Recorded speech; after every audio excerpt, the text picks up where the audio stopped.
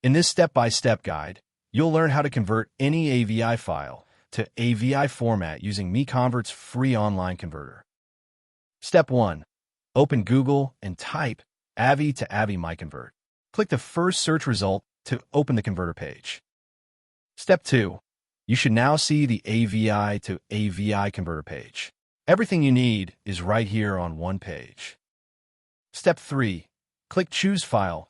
Find your AVI file in the file browser, select it, and click Open to upload it. Step 4. Your file is now uploaded. Review the details shown on screen, then click Convert Now to start converting. Step 5. Wait for the conversion to finish. The progress bar shows how much is done. It won't take long. Final step. Click the Download button to save your converted AVI file. That's the entire process, simple and free. You've just converted AVI to AVI in under a minute. Visit MiConvert.com for more tools. Subscribe for more guides.